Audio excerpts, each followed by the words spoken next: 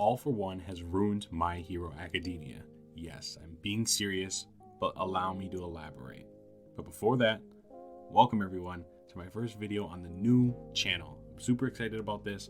I decided to make another channel where I can talk about anime, about TV, movies, just have discussions about it, and maybe more. We'll see.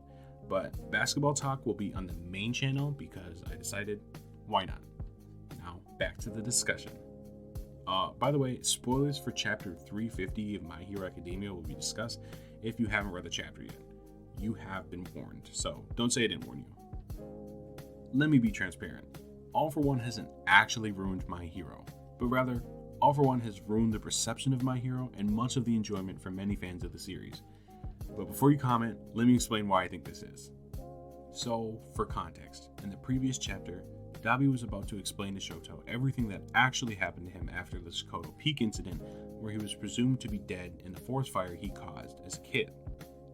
Essentially, Dabi was somehow saved.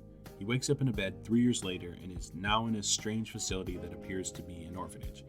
He is confused and is being held captive after having surgery from cadavers to keep him alive, essentially a Frankenstein-style type of revival, or in My Hero's context, nullification.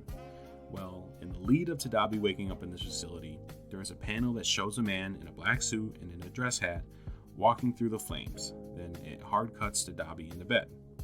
Of course, this has to be All for One himself, because shortly after, Dabi tries to leave, but is denied by a doctor with a cartoonish flower for a head and suddenly is met by a voice through a monitor. The voice is presumed to be Dr. Garaki, who I'll refer to as the Doctor. The doctor says his body is so injured he can't use the full power of his flames anymore, but if he stays, they might be able to repair him. Dabi refuses, burns the facility down, and then runs away. The facility was fostering potential backup vessels to Shigaraki if the plan to Sohei to him had failed. Cut to near present day, and Gurren brings Dabi to meet Shigaraki and form the League of Villains. Dr. Garaki is shocked as he knows it's Dabi from all those years ago. In those years after leaving the facility, he visited home right after escaping, but saw nothing had changed and his father only doubled down with Shoto. That was the day Toya died and Dabi was born. After that, he was on his own until he joined the League. It's still unknown how Dabi managed to survive even with all his injuries, grafts, and his increasingly hotter flames. The doctor referred to his survival as being possible through hatred and resentment almost entirely alone. So, what does this have to do with All for One ruining My Hero? Well, this has been the straw that has broken the camel's back. All for One being this involved in the story's foundation has undermined, in many people's eyes, the once well fleshed out and natural feel to the world of My Hero. All for One is the reason My Hero exists how it does, but by being so directly involved in multiple characters' origins in one way or another, it cheapens that foundation. Whether it be through Deku and the doctor being his physician as a child when he found out he was quirkless, Kirishima and Mina through their encounter with Gigantomachia being his servant, Tenko being Nana Shimura's grandson, a one-for-all user that he killed, then grooming and potentially granting Tenko the decay quirk that this chapter seemingly confirms, by the way, and now Dabi in this early form of nullification facility for backup vessels. Hell, even some people on Twitter were pointing out how in a panel of Overhaul's backstory, it's actually the same facility Dabi was at, complete with the same decorations on the wall, paneling, and toys. So another one of the major characters and villains of the series has their existence to thank due to All for One. Now, how does this exactly ruin My Hero? You might be thinking, this is standard big bad villain behavior, so what's the big deal? Or, well, yeah, he's too involved. He's essentially My Hero's Palpatine like in the sequel trilogy. I'm not here to argue that. I think it's ruined because of the also notorious Dad for One theory. As a disclaimer, I'm not personally moved either way by the theory, but I'll explain for those who may not know regardless. The idea is that Izuku is actually All for One's son, and he has somehow been in control of literally everything from the start. He may have left Deku behind as a way to control One for All, or he had a child with Deku's mom, Inko, and decided to leave because he didn't want her to get hurt. Regardless, people are not fans of this particular theory and Star Wars reference, considering the series is already littered with Star Wars references. This might be a step too far for some people. So, adding yet another way that All for One has his hands on the foundation of the series via Dabi's backstory has cheapened the former groundwork Horikoshi has laid. Some say that the parallels have gone too far. Some say that it doesn't feel organic enough.